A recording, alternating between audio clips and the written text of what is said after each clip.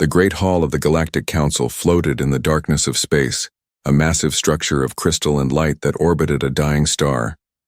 Inside, hundreds of beings from across the galaxy gathered in their designated sections. Some floated in tanks of liquid. Others sat on cushions of anti-gravity. A few existed as pure energy, their forms flickering like candles in the dark. Ambassador Veltrin of the Gelnari Collective stood in the center of the chamber. Her species was tall and thin, with skin that shimmered like pearl. Her large eyes held no pupils, just swirling colors that changed with her emotions. Right now, those eyes were dark purple, the color of deep fear. "Honored Council," she said, her voice carrying through the translation devices that let all species understand each other. "My people are dying. We have come to beg for your help." The council members shifted uncomfortably. They all knew why the Gelnari had come. Everyone had heard the reports. "The Kreshkar swarm has entered our space," Veltrin continued. Her voice shook slightly. "They have already consumed 2 of our colony worlds. Every living thing on those planets is gone, eaten, processed into fuel for their bioships. Over 3 billion souls vanished in mere cycles." A hologram appeared above the chamber floor. It showed a planet that had once been green and blue, covered in cities and forests. Now it was brown and dead, the surface stripped down to bare rock. Massive insect-like ships swarmed around it like flies on a corpse. "The swarm is now attacking our homeworld, Valora Prime," Veltrin said. "We have 2.3 billion people there. We have 3 cycles before our defenses fail. Maybe less." The council chamber filled with concerned murmurs and clicking sounds. The Rothani delegation, beings made of living crystal, chimed sadly. The Vexer representatives, who looked like floating jellyfish, pulsed with distressed colors. High Chancellor Mordan, a being that resembled a large slug with multiple eye stalks, raised one appendage for silence. His species, the Torthine, had led the council for 10,000 years. "Ambassador Veltrin," Mordan said slowly, "we understand your pain. We truly do. But the Kreshkar swarm is... They are not an enemy that can be fought with conventional means. They number in the billions. They feel no fear. They cannot be reasoned with. They exist only to consume. Then you will not help us?" Veltrin's voice cracked. "You will let my entire species die?" "It is not that we will not help," said Councillor Zexatari, a being made of geometric shapes that constantly rearrange themselves. "It is that we cannot. Look at our fleets, Ambassador. We have ships built for exploration, for transport, for scientific research. Our weapons are designed to disable, not destroy. Our entire civilization has spent 50,000 years moving beyond violence." "Moving beyond violence," Veltrin repeated bitterly. "How wonderful for you! My people never pursued violence either. We are telepaths. We share thoughts and feelings. We build gardens and create art. And now we are being torn apart and eaten while the galaxy's greatest civilization tells us they have moved beyond helping us." The council chamber fell silent. The truth of her words hung in the air like a weight. "There must be someone," Veltrin said desperately. "Anyone, a species with weapons, with warships, with soldiers who can fight." "The Kreshkar have destroyed every military species they have encountered," Mordan said. "The Vraxis clans were warriors bred for battle. The swarm consumed them in 12 cycles. The Korthan Empire had weapons that could crack planets. They lasted 18 cycles. What makes you think anyone can stop them now?" Veltrin was silent for a long moment. Her colors shifted through purple, then red, then to something close to black. When she spoke again, her voice was quiet. "What about the Deathworlders?" The entire council chamber erupted in shocked sounds. Clicking, humming, whistling, and electronic screeches filled the air. "Absolutely not." Mordan's eye stalks all focused on her at once. "You cannot be serious, Ambassador." "I am completely serious," Veltrin said. "The humans, from the planet they call Earth. You have studied them. You quarantined their entire system because you were afraid of them. With good reason." Councillor Zextari's shape spun rapidly. "Do you know what kind of world they come from? Their planet is classified as a Class 12 death world. The gravity alone would crush most of our species. The diseases on that planet have killed billions of them throughout their history. Their oceans are filled with creatures that can eat them whole. Their weather systems regularly spawn storms that destroy entire cities. And yet they survived," Veltrin said. "Not just survived," added another counselor, a being of smoke and light named Whisper Through Void. "They thrived. They became the apex predator on a planet full of apex predators. Every single species on their world that could threaten them, they either killed, domesticated, or learned to avoid. They are persistence hunters. Do you understand what that means? It means they chase their prey until it collapses from exhaustion. It means they never give up. Veltrin said softly. It means they are dangerous, Mordan insisted. Their entire history is violence. War after war after war. They have weapons designed specifically to kill each other. Nuclear bombs, biological agents, chemical weapons. They have destroyed their own population centers in their conflicts. We quarantined them not to protect us from them, but to protect them from themselves. And yet, Veltrin said, in the 18 months since first contact, they have not attacked anyone. They have not invaded anyone. They have asked repeatedly to join the Council as partners. They have offered to share their technology. They have sent ambassadors who speak of peace and cooperation. Pretty words, Zextari said dismissively, but we have seen their entertainment media. Their stories glorify violence. They celebrate warriors and battles. They have a phrase, war is hell. They know how terrible it is, and yet they keep doing it. Maybe, Veltrin said, her colors brightening to something like hope. Maybe that is because they know how to do it. Maybe that is what we need right now. The chamber fell silent again. The council members looked at each other through various sensory organs. The humans have warships, Veltrin continued. Real warships. We have seen them in our intelligence reports. Ships designed for combat. Weapons meant to destroy. Soldiers trained to fight. Everything we spent 50,000 years evolving beyond. They have perfected. If we contact them, Morden said slowly, if we ask them to come and fight for us, we are admitting that all our philosophy, all our evolution toward peace was wrong. We are saying that violence has a place in civilized society. No, Veltrin said. We are saying that when innocent people are being slaughtered, doing nothing is worse than doing something. We are saying that survival matters, that life matters, that my children, and my children's children, deserve a chance to exist. She looked around the chamber at all the gathered species. Send the message, she said. Please. If you have any compassion at all, send the message to Earth. Beg the Deathworlders for help. Because in 3 cycles, my species will cease to exist, and the galaxy will have one less voice crying out for peace.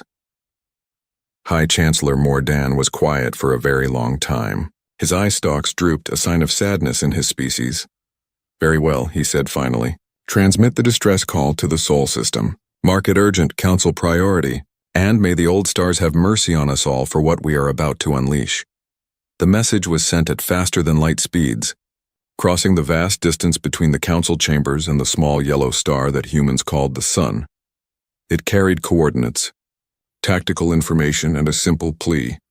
Help us. In the council chamber, Veltrin stood alone and waited. She did not know if the humans would answer. She did not know if they would care about aliens they had never met. She only knew that they were her last hope, 3 cycles until her homeworld fell. The countdown had begun. Admiral Catherine Morrison was drinking coffee when the message arrived.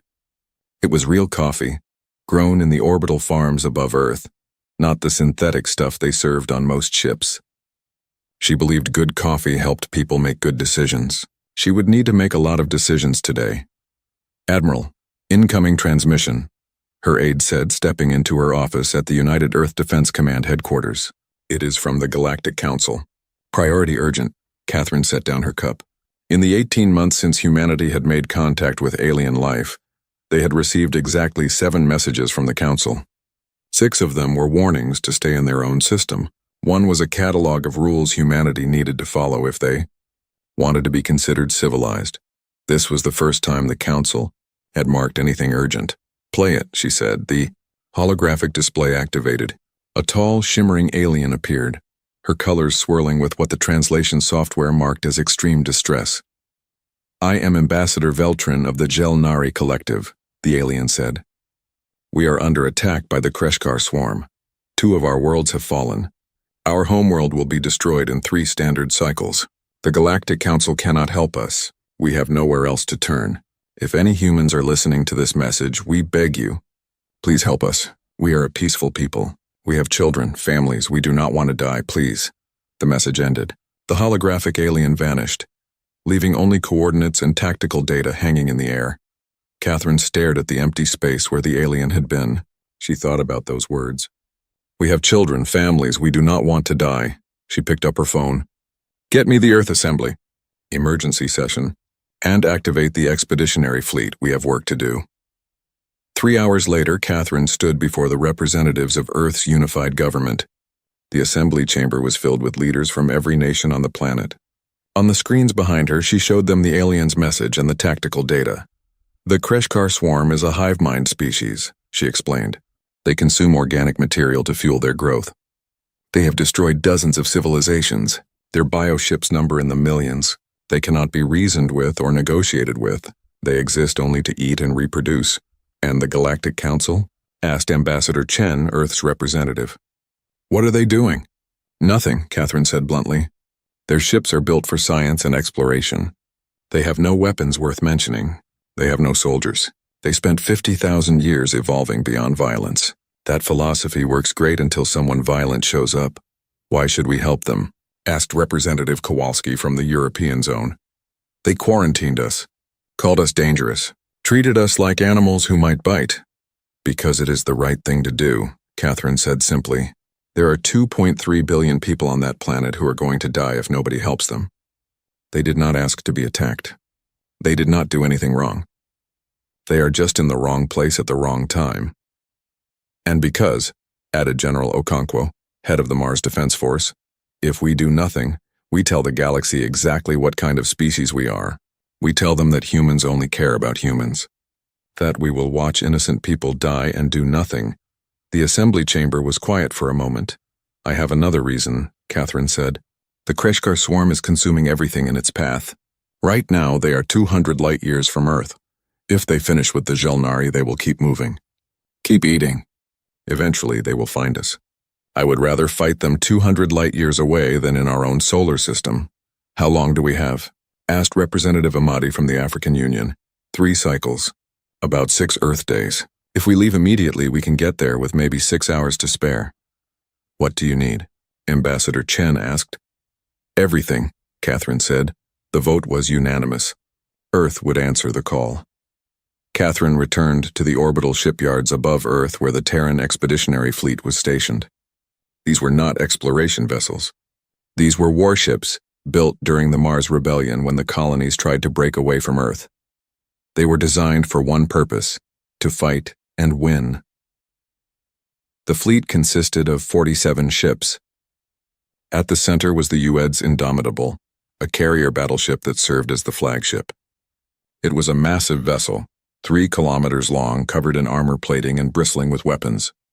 Around it were the heavy cruisers, destroyers, and frigates that would form the battle group. The ships looked nothing like the elegant alien vessels humanity had seen. Those were smooth and curved, made of exotic materials that shimmered in the light. Human ships were angular and brutal. They looked like flying fortresses made of metal and violence. Catherine walked through the hangar bay of the Indomitable, watching the crews prepare for departure. Pilots checked their fighters.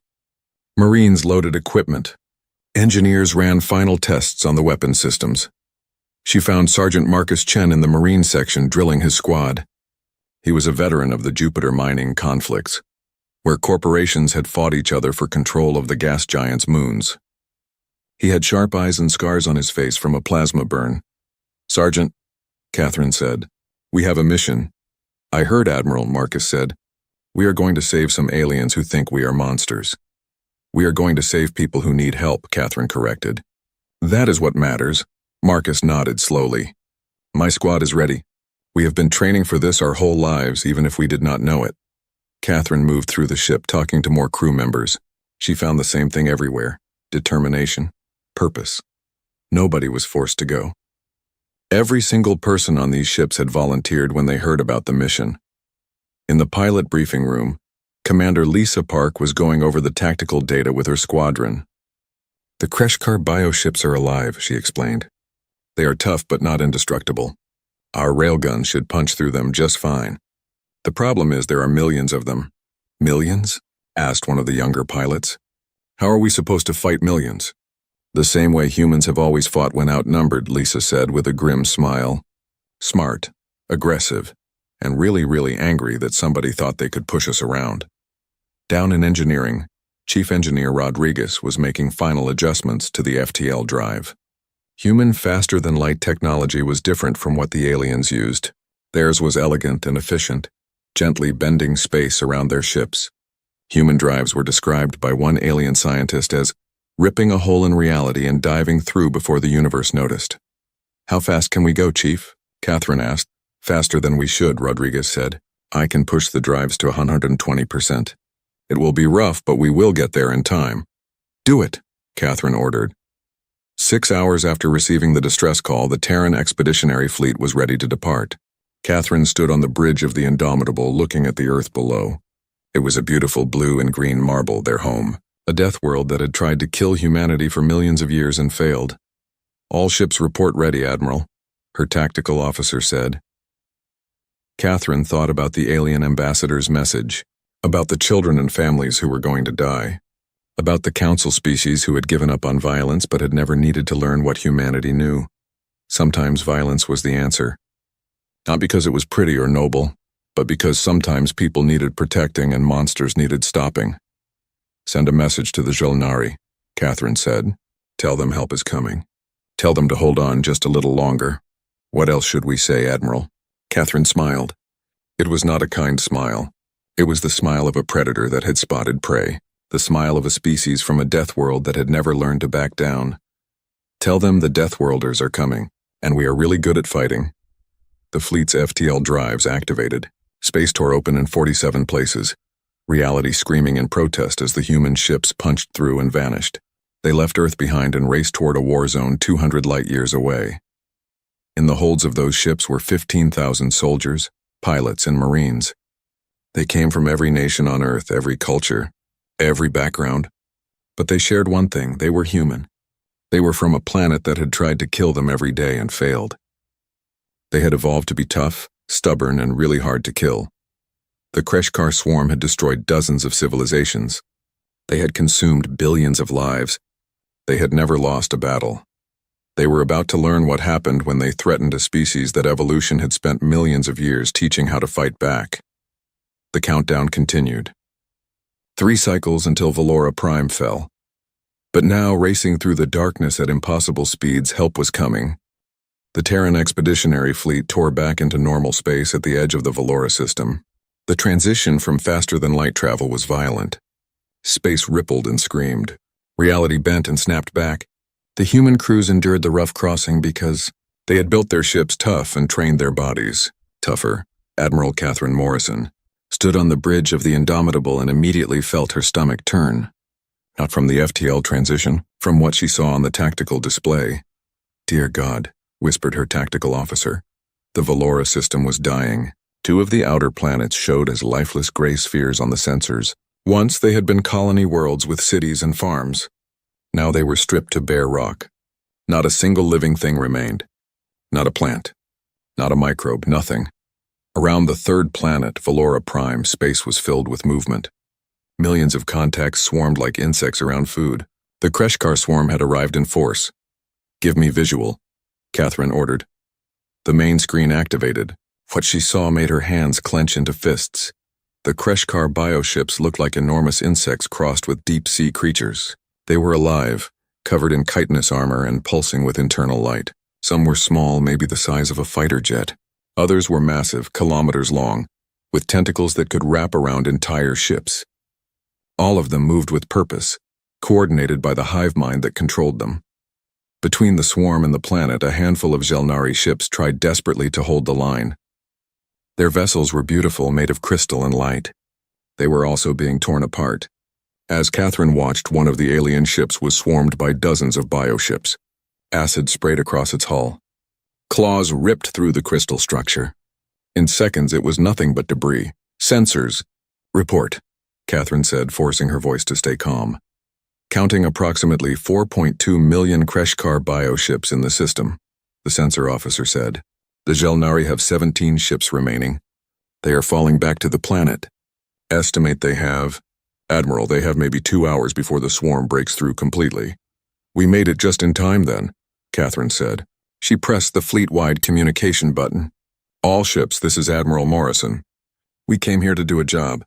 There are 2.3 billion people on that planet who need our help. The Council species said nobody could fight the swarm. Let us show them what humans can do. All ships weapons free. Formation Delta 7. Target the densest clusters first.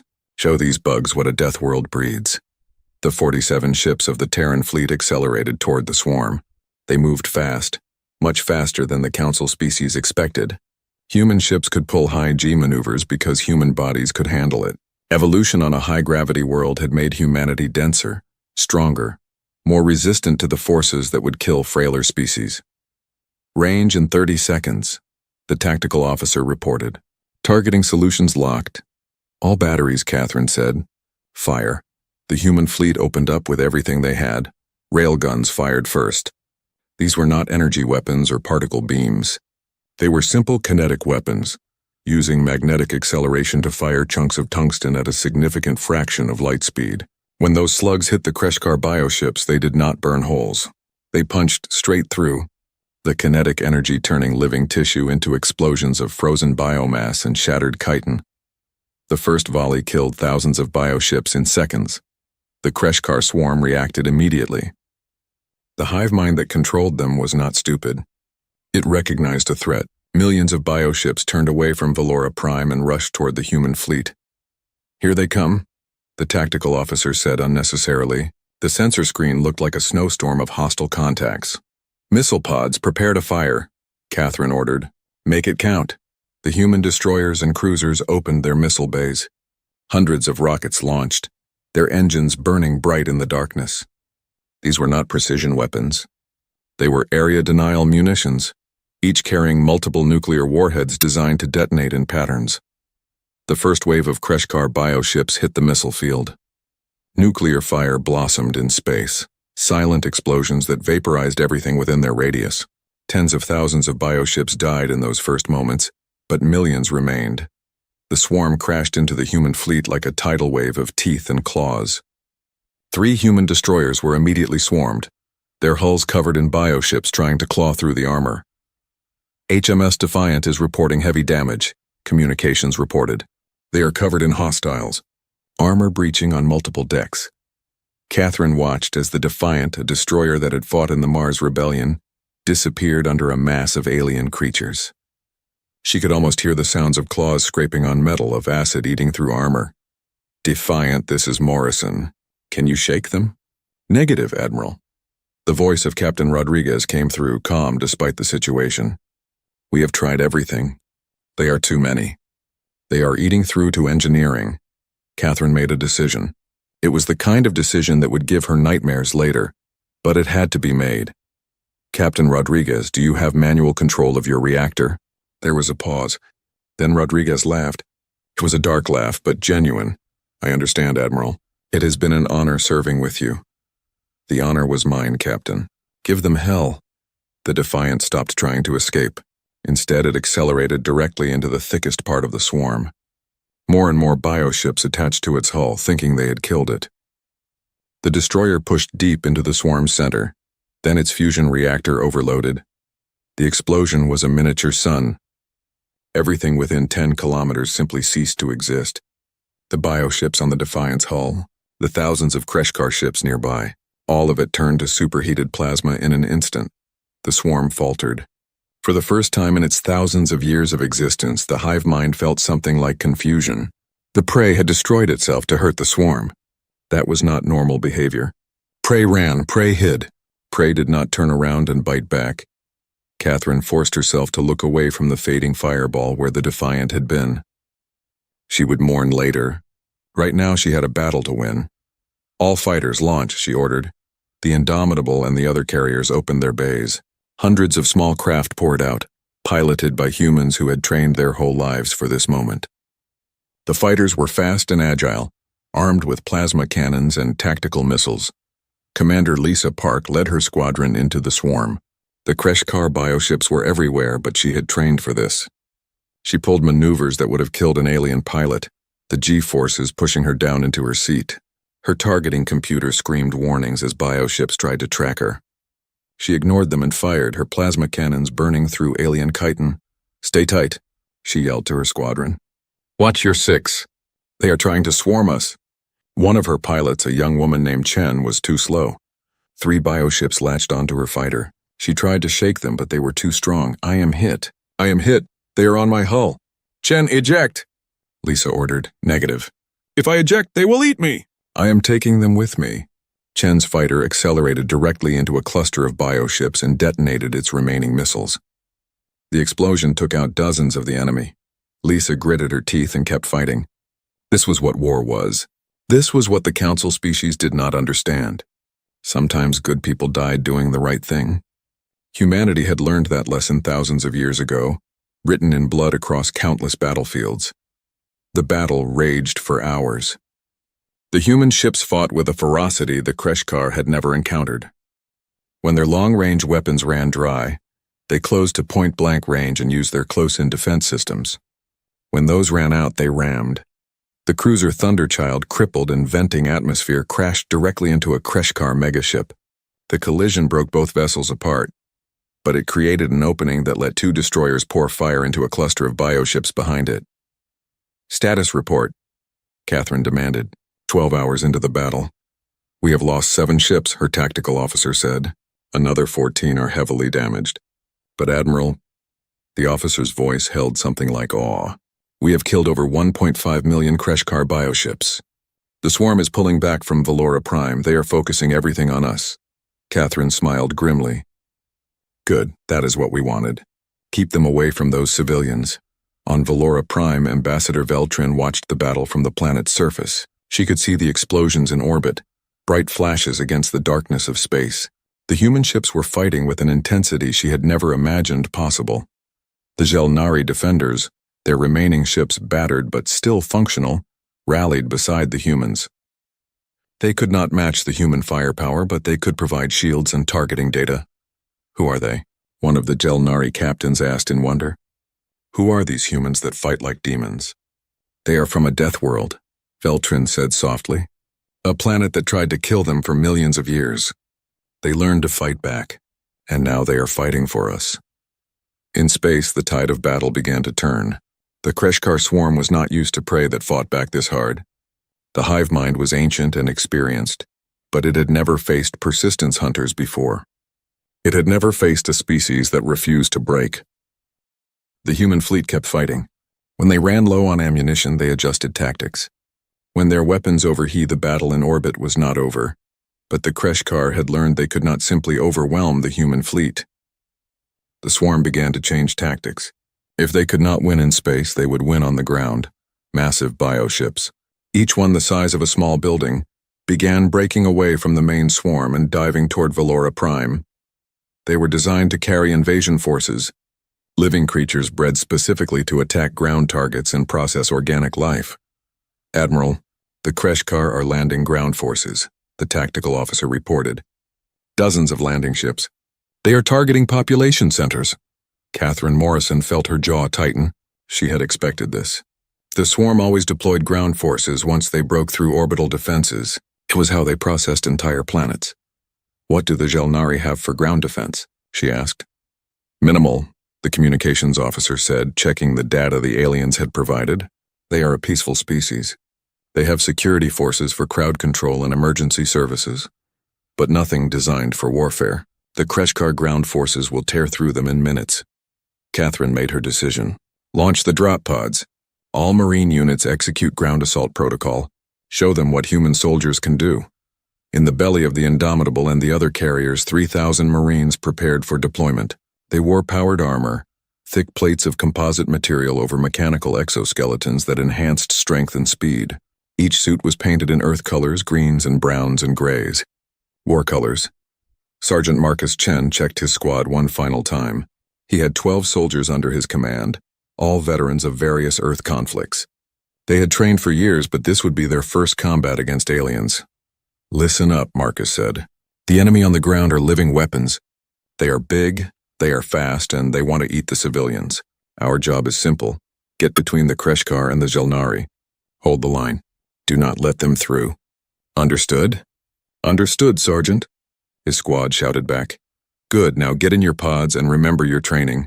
We are the Terran Marines. We are from Earth, we do not break. The drop pods were essentially armored coffins with rockets attached.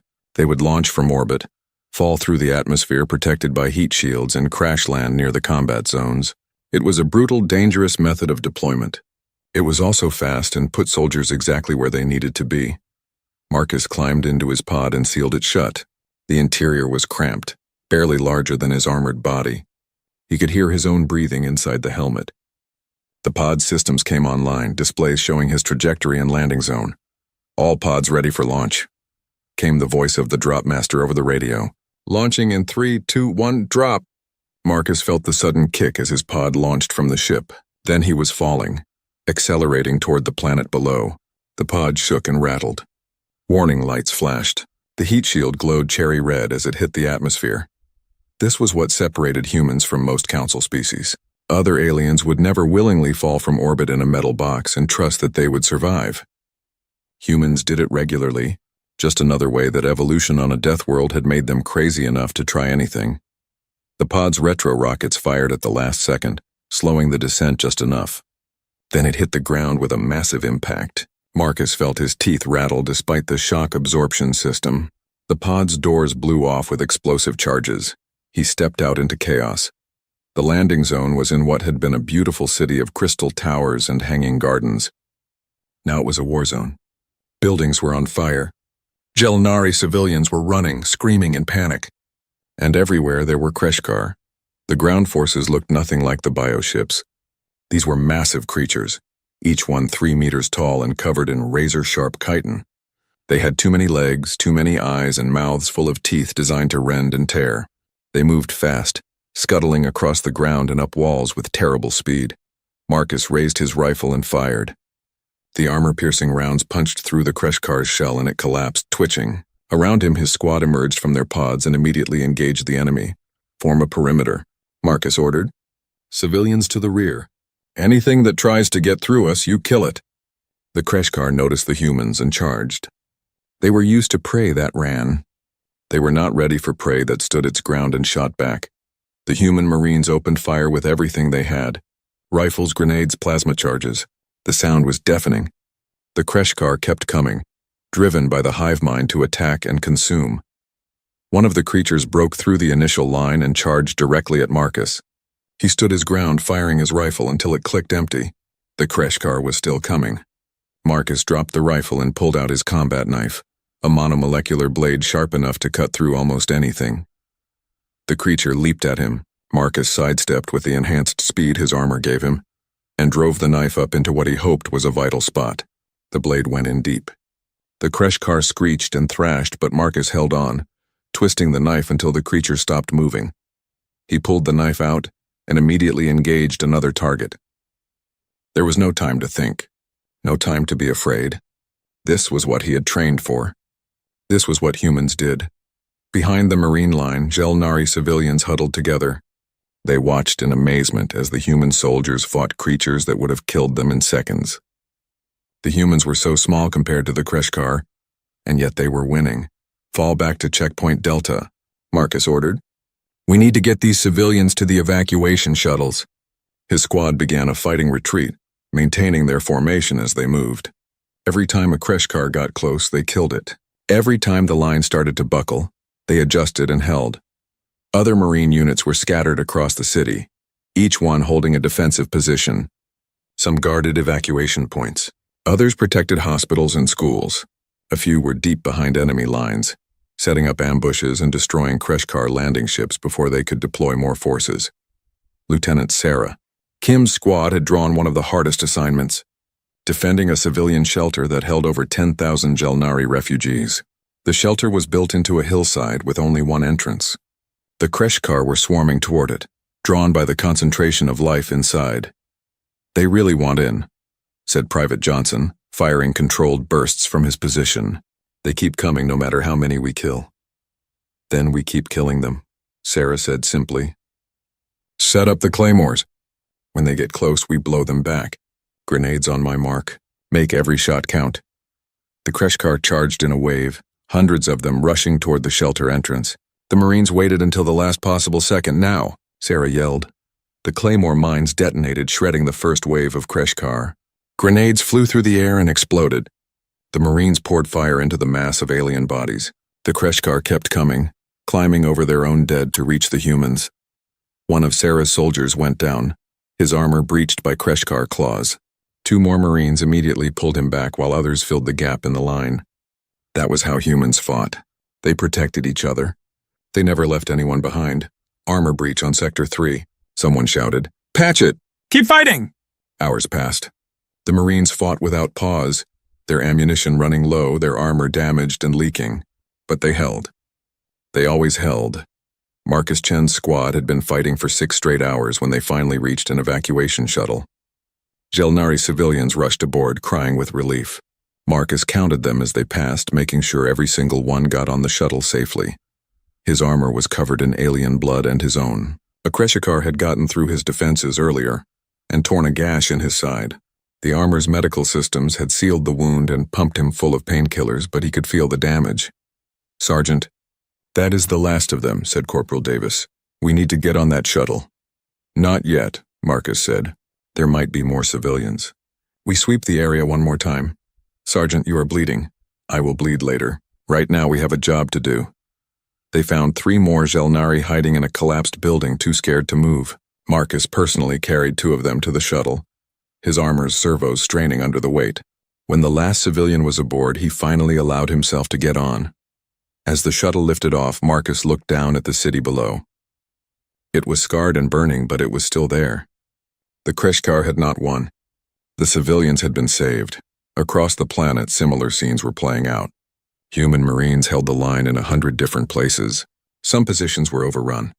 Some squads were completely wiped out. But every single Marine fought until their last breath, buying time for the Jelnari to evacuate. The Kreshkar hive mind was experiencing something it had never felt before: uncertainty. These humans were supposed to be easy prey, small, soft, fragile. Instead, they fought with a ferocity that matched the swarm's own. They refused to break. They refused to run. Even when they were wounded, they kept fighting. In one engagement, a single human Marine, his armor destroyed and his body broken, managed to rig a Kreshkar landing ship with explosives. He detonated them manually, destroying the SE. The battle for Valora Prime was over. The Kreshkar swarm, for the first time in its thousands of years of existence, had retreated. The bioships fled the system, leaving behind millions of their dead floating in the darkness of space. The hive mind had learned a lesson written in fire and blood. Humanity was not prey, Admiral Catherine. Morrison stood on the bridge of the Indomitable and watched as recovery teams searched for survivors among the wreckage. 7 human ships had been destroyed completely.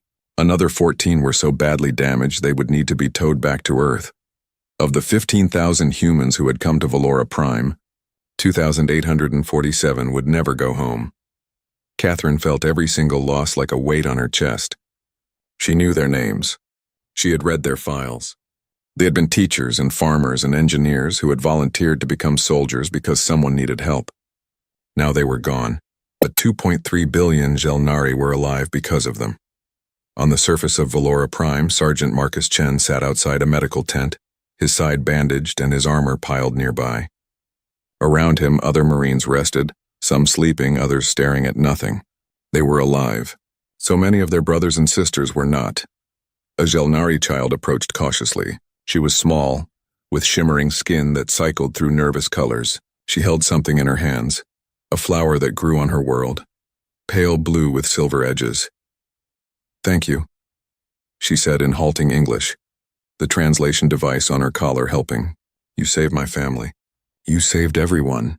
Marcus looked at her for a long moment. Then he reached out and gently took the flower. "You are welcome, kid. That is what we do." The child's colors shifted to something bright and happy. She ran back to her family, who stood nearby watching. They bowed to Marcus, a gesture of deep respect in their culture. All across the planet, similar scenes were playing out. Jelnari civilians approached human soldiers with gifts, with thanks, with tears. They had watched these strange aliens fight like demons to protect them. They had seen humans die rather than let the Kreshkar through. Ambassador Veltrin walked through the ruins of her planet's capital city. Buildings were collapsed, gardens were burned, but her people were alive. She found Admiral Morrison inspecting a damaged human destroyer that had made an emergency landing. "Admiral," Beltran said. Her colors were complex, shifting through emotions that her species rarely felt all at once. Grief, gratitude, shame, hope. Catherine turned to face her. The Admiral looked exhausted, her uniform dirty and her eyes red from lack of sleep. "Ambassador," Catherine said, "your people are safe.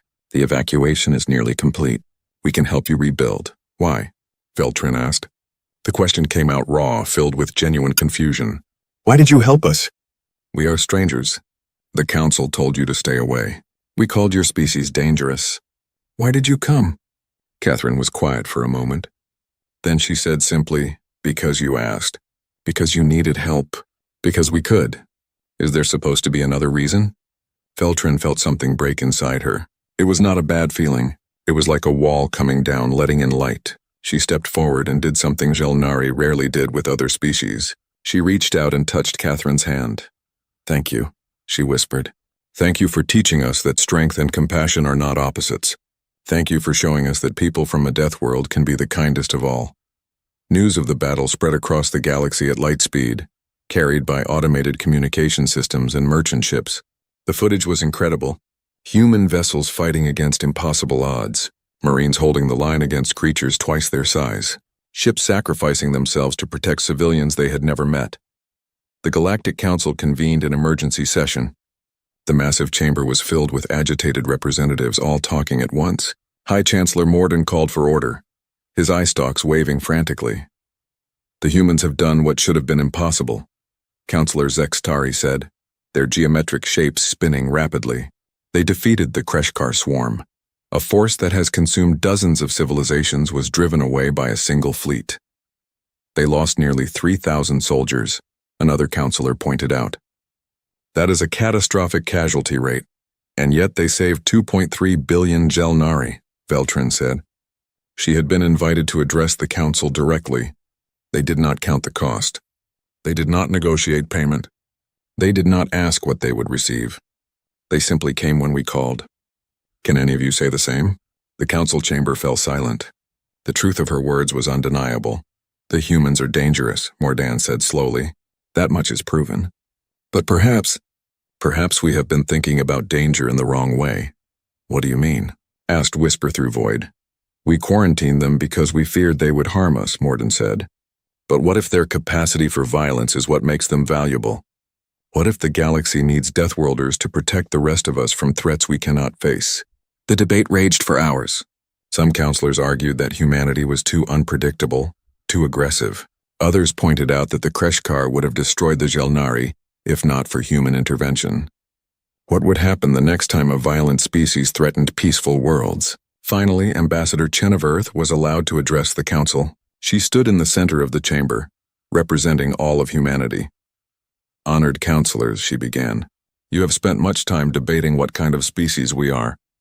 Let me tell you, we are humans. We come from a world that tried to kill us every single day for millions of years. We learned to be tough. We learned to be stubborn. We learned to fight back. But we also learned something else." She paused, looking around at all the alien species watching her. "We learned to protect each other. On our world, in our tribes and families and nations, we survived by working together, by defending those who could not defend themselves. Yes, we have had wars, terrible, bloody wars. But we also have heroes who run into burning buildings to save strangers, soldiers who throw themselves on grenades to protect their friends, parents who would die for their children without hesitation. You see Deathworlders," Chen continued. "You see dangerous, violent beings. We see ourselves as survivors, as protectors. Yes, we can fight, but we fight for something. We fight for people who need help. We fight because sometimes violence is the only answer to violence. The Kreshkar do not negotiate. They do not compromise, they eat. If you want to stop them, you have to fight them."